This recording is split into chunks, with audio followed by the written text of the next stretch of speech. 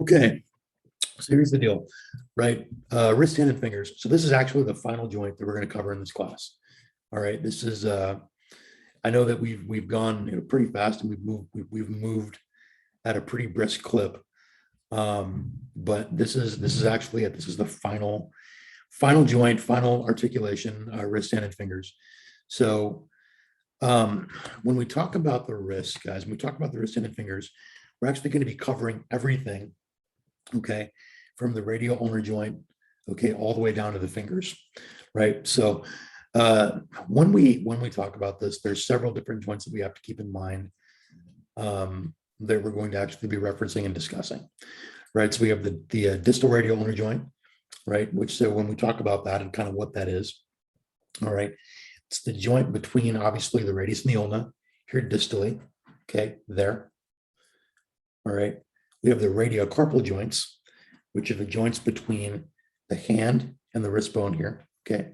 So radiocarpal, all right, carpal metacarpal. So radiocarpal, carpal metacarpal here between the metacarpals and the carpal bones themselves. All right, carpal metacarpal joints, the metacarpal phalangeal joints, okay, which are here. All right, so between essentially the metacarpal and the finger, the distal phalanx of the finger, okay, and then the IP joints, so the joints between, within the finger itself. We're going to kind of draw a few things out and kind of talk about that a little bit. Okay, so cool thing is the hand itself, right, is made up of to kind of help us kind of conceptualize the function, is made up of three different arches. Okay, so the first one obviously is the proximal transverse arch, and that's actually kind of right in here, okay, between essentially the carpals and the base of the metacarpal right here. All right, and so this one's relatively stable, right? So it actually contributes to the stability of the wrist, particularly between the carpal and the metacarpal joints, right? And then we have the distal transverse arch kind of down here, more towards the palmar crease, okay, that we can see. All right, and then we have the transverse longitudinal arch. Okay, you can kind of see, or I'm sorry, the longitudinal arch, and you can kind of see how my hand kind of curves that way. Why does the hand have that type of orientation, at least biomechanically, right? Because what that allows us to do is to essentially grip. Okay, so you can actually see that my fingers are moving around the distal transverse arch.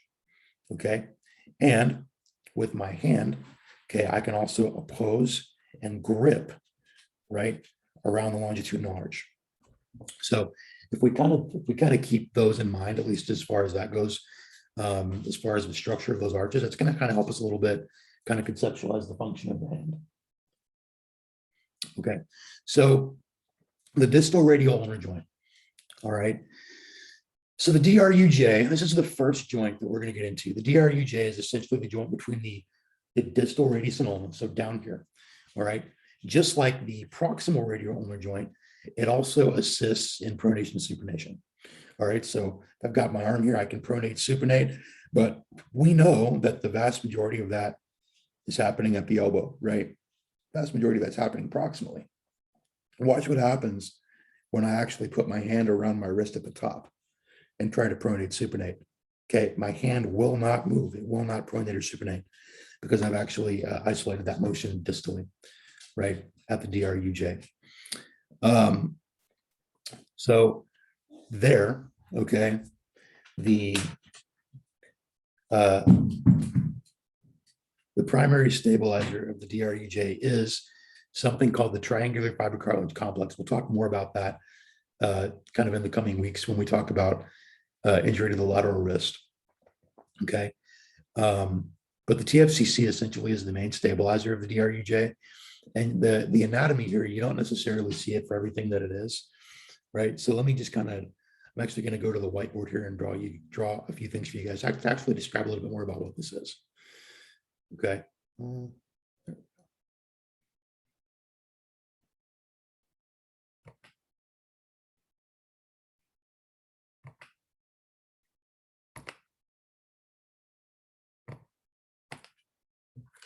All right. So ultimately, okay, we've got, this is our DRUJ. So we have our radius here. distal radius, and we have our ulna.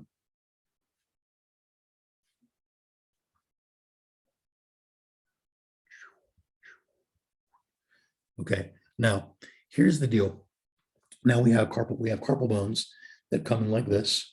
Okay, scaphoid, lunate, and then we'll call this, there's our triquetrum right here. There's another carpal bone. Now, here's the deal. Okay, when we talk about the TFCC, all right, what we need to really know is that there is essentially, okay, kind of a stabilizing cartilaginous disc that makes up the TFCC that runs this way. But then also, right, we have essentially a ligament complex that runs from the ulna, right, up to the wrist. All right. And ultimately, the TFCC is comprised of, right, of a cartilage disc and ligaments. Now, to kind of further kind of complicate things here, all right, we have another tendon. Forgive my drawing. Okay, so this is the extensor carpi ulnaris tendon right here. So extensor carpi ulnaris.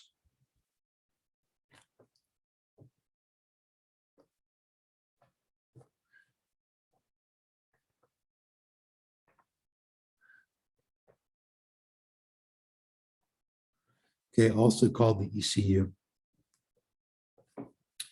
And the ECU, a lot of the time, can actually be subsequently injured, like when someone comes in with lateral wrist pain. However, sometimes it's important to know that there's a lot of overlap, obviously, between TFCC injuries and ECU injuries, and they can be kind of hard to tease out. A lot of times, TFCC injuries are usually more painful with weight bearing, right, as opposed to actual movement of the wrist, like flexion, extension, ulnar deviation, radial deviation. All right.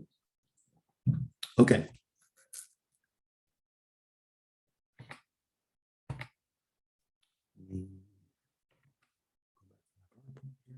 Here we go. All right. Okay. Next thing, and this is actually, it's kind of fun to talk about these this way, right? People typically get really confused by the bones in the wrist. Okay. And so and if you guys want to chat or you have anything that you want to say, just unmute yourselves and jump in. But so ultimately, right, we have essentially 8 carpal bones that make up the wrist, right?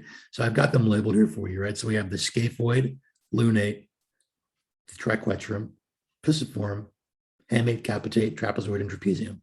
It's a lot of bones, right? So how do we remember that? So generally speaking, we're able to kind of use like mnemonics and things like that to kind of get these bones down. But I'm just going to kind of show you guys. We're going to kind of make up a little mnemonic, and we're going to see which one of you guys might be able to come up with a mnemonic that is more funner than my mnemonic.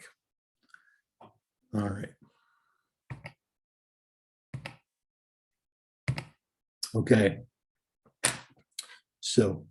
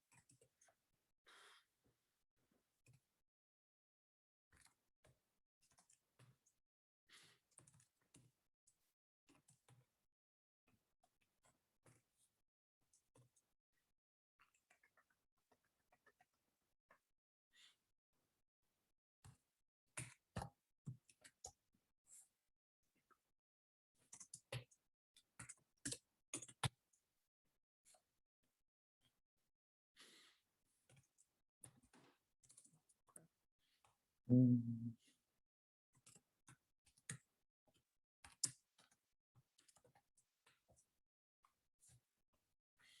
right. Sorry, guys, it's taking me a second to type this out. Whoops. Okay. All right.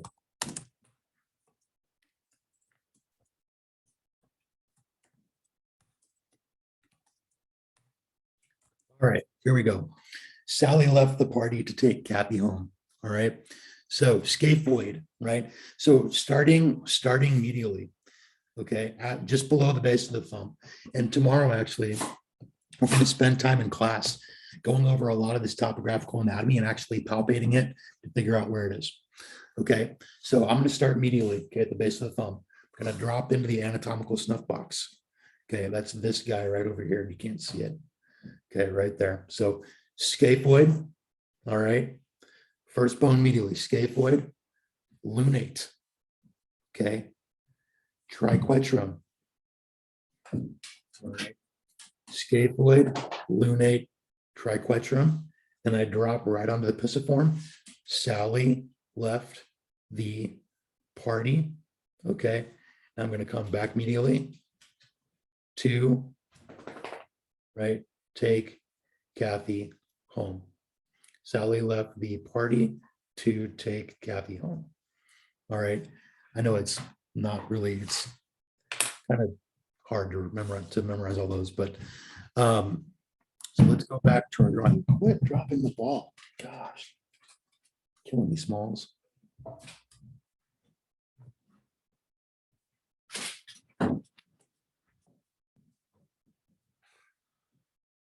Stop. All right.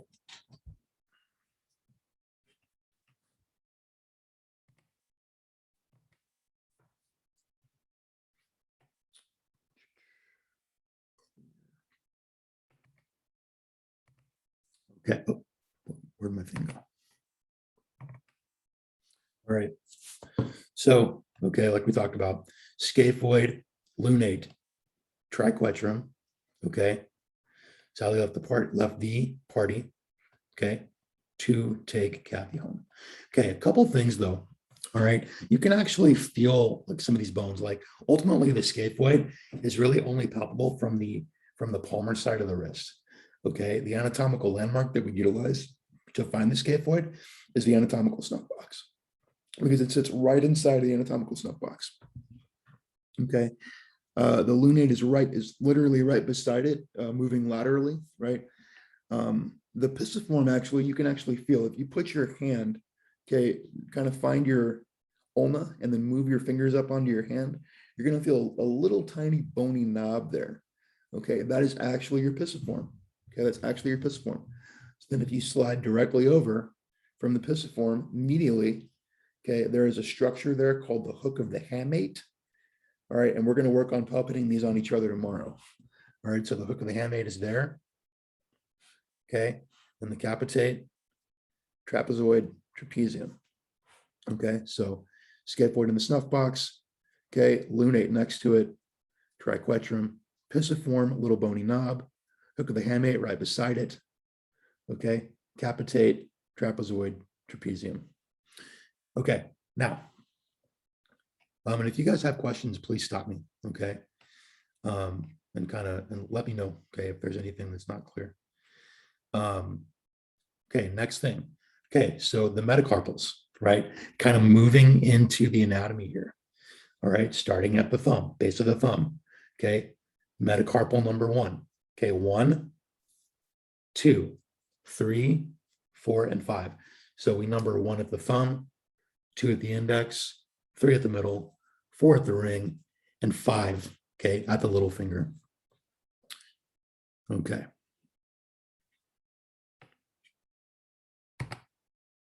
Right.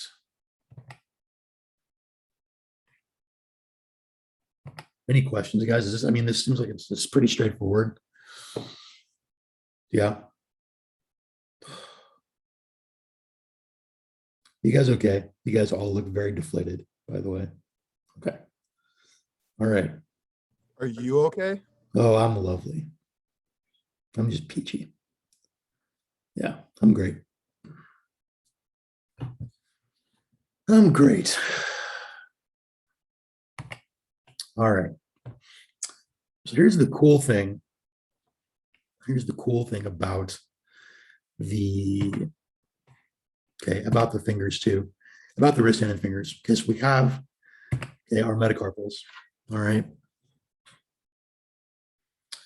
Okay, so we know 1, 2, 3, 4, and 5. Okay, 1, 2, 3, 4, 5. All right. Okay, so the other thing though is once we get actually up past the metacarpal into the finger, then we get into joints.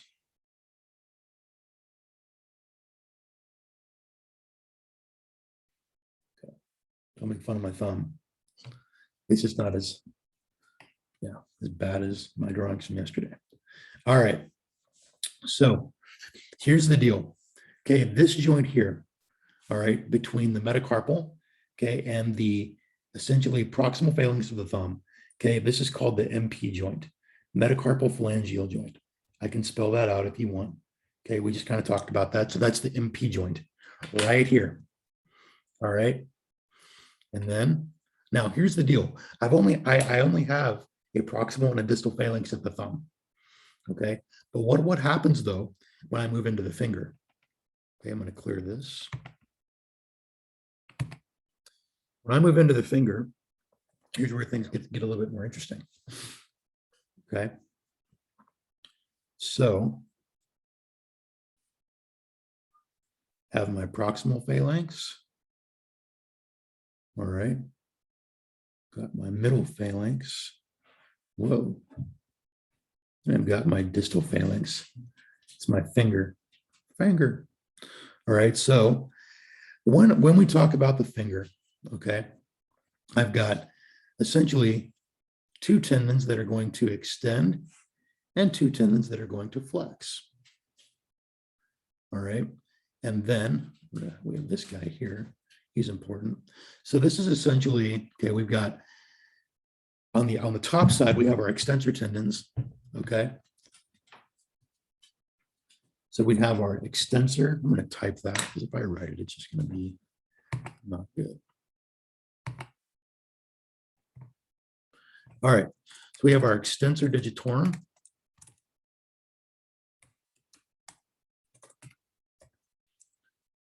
Profundus.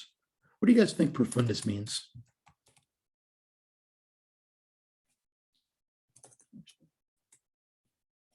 Any guesses?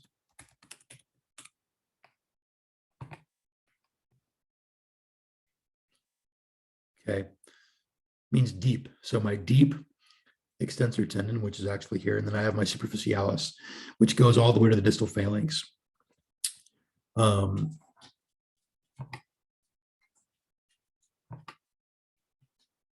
right. Extensor digitorum profundus.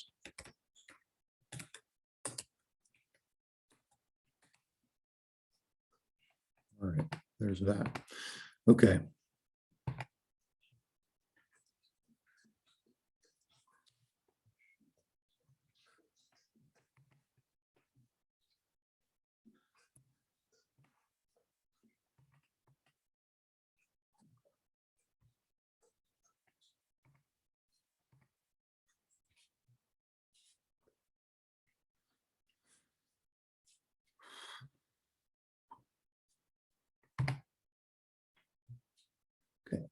Extensor digitorum profundus. Then on the bottom side, we have our flexor tendons. Okay, so we have our flexor digitorum superficialis. Okay, and our flexor digitorum profundus. Okay, so here's the deal. What if I told you that there actually are not muscles, right, that actually flex and extend the fingers, because there are not. Okay, remember, those muscles actually originate in the forearm, right? And the hand, utilizes a pulley system to move the fingers. Okay, and that, so the flexor digitorum superficialis and profundus, as well as the extensor digitorum superficialis and profundus, okay, are the basis of that pulley system.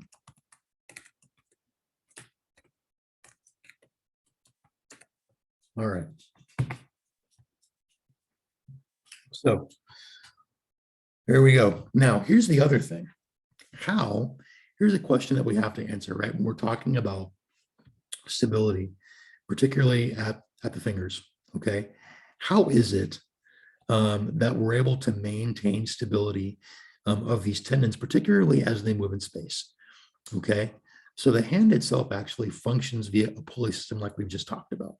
However, all right, there are, and I'm going to clear this drawing and I'm going to make every effort to give you a better drawing, okay? So check this out.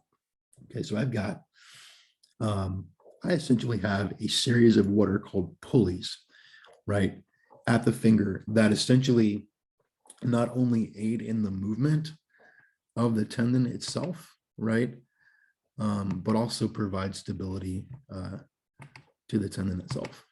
Okay. So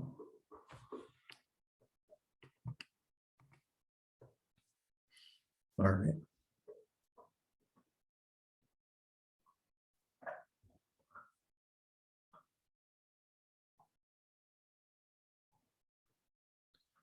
Good Lord.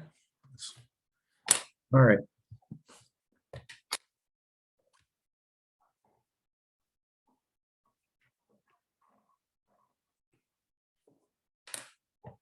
You know what? One sec, guys.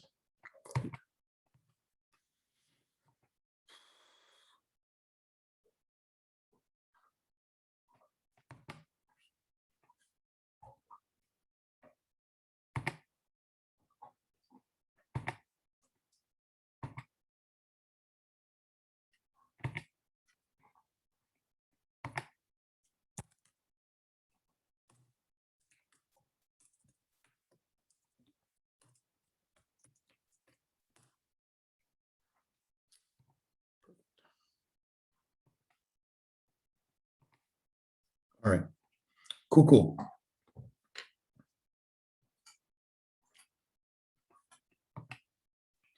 right, I'm going to show this to you guys here in one sec.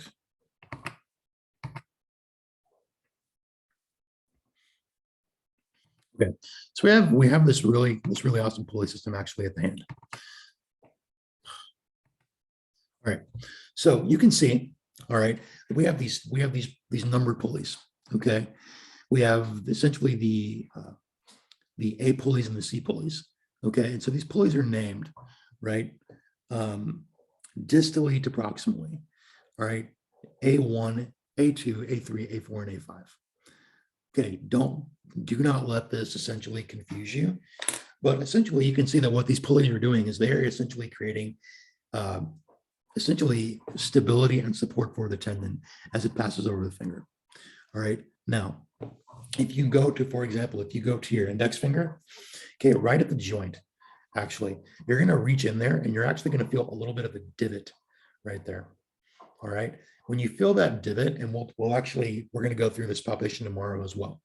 But when you reach in and you feel that divot, you can actually palpate that A1 pulley directly over the tendon. Okay.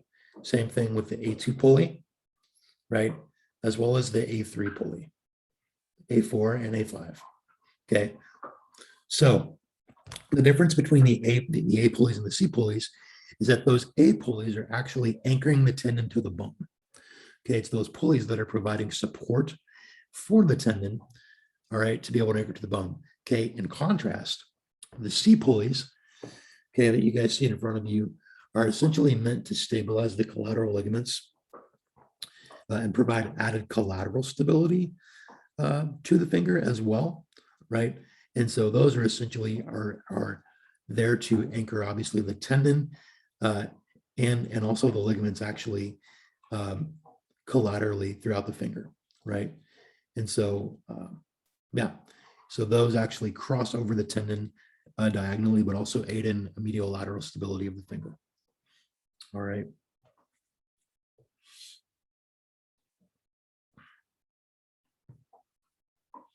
So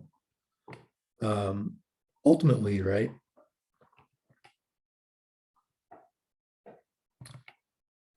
that, I mean, pretty much, guys, that pretty much sums up what I wanted to kind of start with today. It's a basic introduction of the anatomy, right? And the biomechanics. Tomorrow, just so you guys know, Dr. Otto will be in class with us tomorrow, so we're gonna have to be on our best behavior. We're gonna have to maintain our level of calmness tomorrow because we're gonna have an observer. Okay, and as fun as that's gonna be, so we're all gonna have to just be on our best behavior. As difficult as that might be for us, because I know that, we are kind of a rowdy group sometimes, but we're gonna have to all just simmer for 40 or 50 minutes. Okay. Yeah. Let's see. Any questions, anything that you guys need at all? I have some, but we can wait until everyone leaves. Okay. Sounds good. No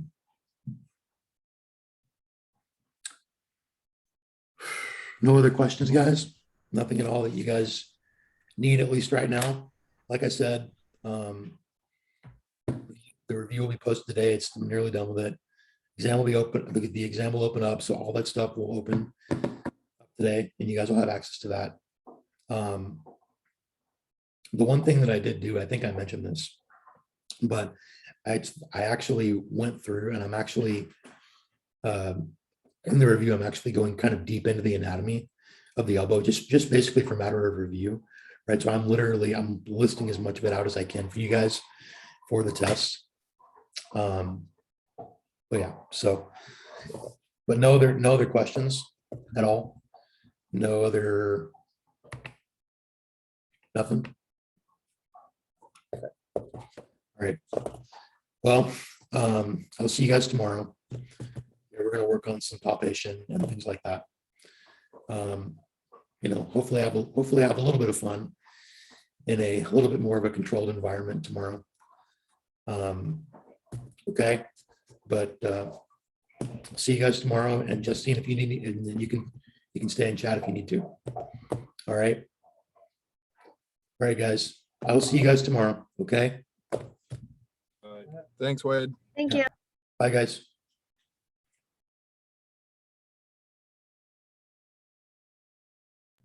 What's up? So I won't be in class tomorrow Yep. because we won the soccer game yesterday. And so Congratulations. Yeah. we leave at 10:15 tomorrow. Okay. I'm open to zooming in again like I did last time, but if that's too much, you can always just I don't know, I can figure something else out. Okay. I mean, especially if you're working on palpations, it's not like I can really True. do that when I'm there since I'm not there. So The one thing we could do, if you want, is we can just schedule like whenever you get back. We could schedule a time like Friday to make that up. Or, I mean, yeah, we can do that totally if that's something that you want to do.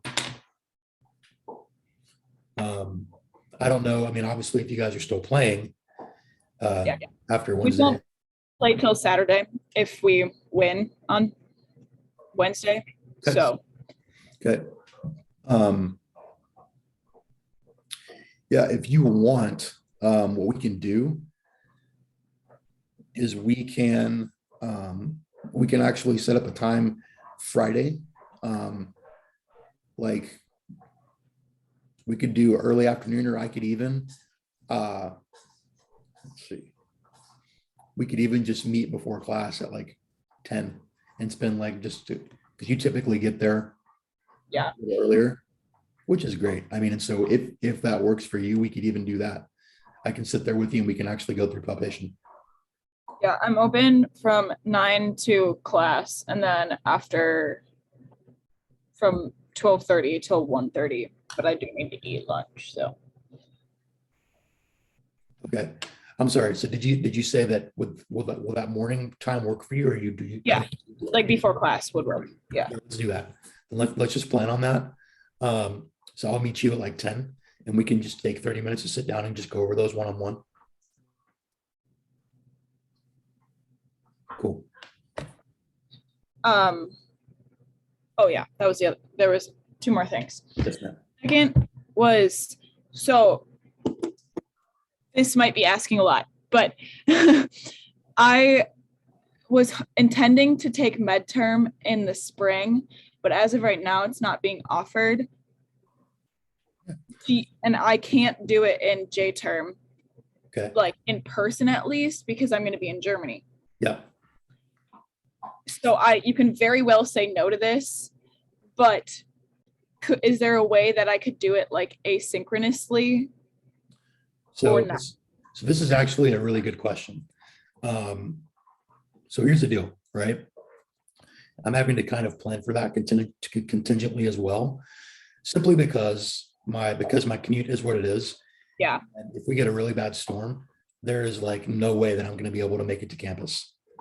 You know, so my plan, at least right now, Justine, is to actually find a way to record all of my in-class lectures, and actually post those online. So, and ultimately what I mean by that is kind of thereby giving people the option, if weather's nuts and they can't make it out of their apartment, whatever, right? Okay, if you can't get to class, then you can just watch the lecture posted online, you know? So all that to say is that, yes, I think that we can make something work. Okay. Okay. I'll let you know, because my roommates were also planning on taking midterm in the spring, and one of them called the registrar and they said that they would be surprised if it's not offered in the spring. And I know all the classes weren't like fully loaded. So I'll wait and see if it's like being offered in the spring, like if it actually is versus what it says right now. Sure. But I might look into doing that just so I can get the class, like take the Sure. class. And then the third thing, I just want to, I did my student signups for the shoulder comp, and one of the, well, that wasn't necessarily the point, but I let the senior who like did it, I let him like look through it and just so he knew what he was getting himself into when he was doing the signups.